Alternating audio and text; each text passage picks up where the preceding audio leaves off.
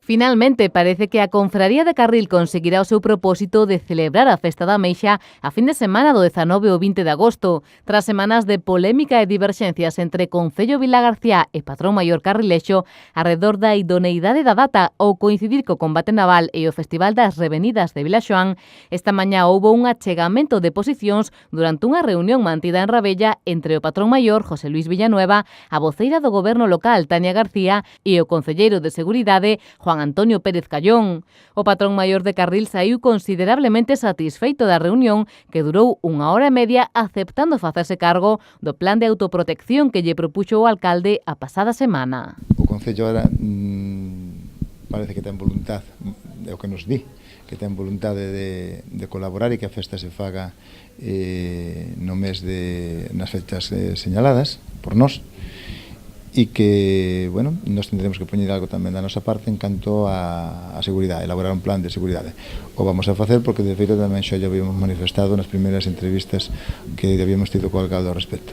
Pola súa banda, a voceira do Goberno local continúa afirmando que, pese a ceder na data, buscando novas fórmulas que garantan a seguridade do evento, continúan considerando que non é unha boa idea que os eventos festivos máis importantes do Concello teñan lugar na mesma fin de semana. Ese plan de autoprotección que el se comprometeu hoxe a contratar vai ser tamén, a súa vez, avaliado e valorado pola xefa da Policía Local e polo xefe de emerxencias, que terán que dar en última instancia pois o seu visto bo para que con esas medidas que plantexaría neste caso o plan de autoprotección se garantizase a seguridade do evento. Nesa liña se está avanzando.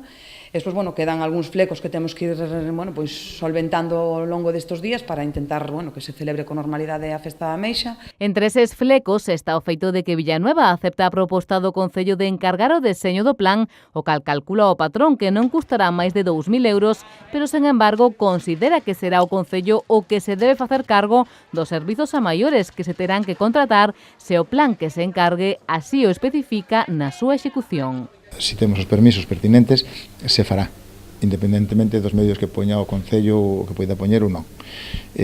Ora, o deseable sería que o propio Concello tamén arrimase o ombro como é o seu deber e como toca.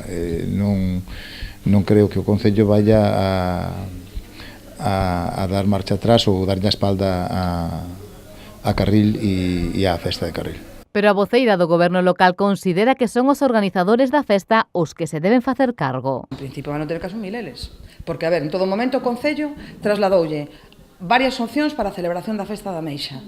Foron eles os que mantiveron e perseveraron na data dese día.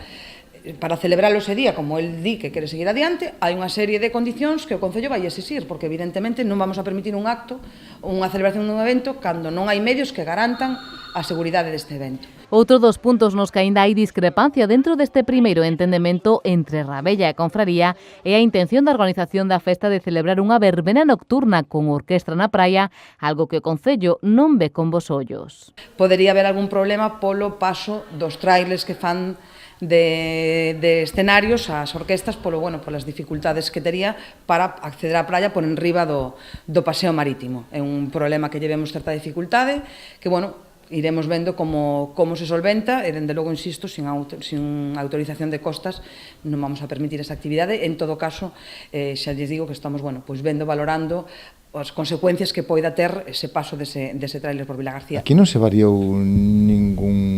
nada do proxecto, creemos que o espacio, o escenario é precioso, que é o mellor escenario que se pode ofrecer ao visitante a Playa Compostela, coa isla de Cortegado ao fondo, non en torno dos parques deportivos, o sea que non creo que haya nada máis vistoso ni máis importante en Vilagarcía.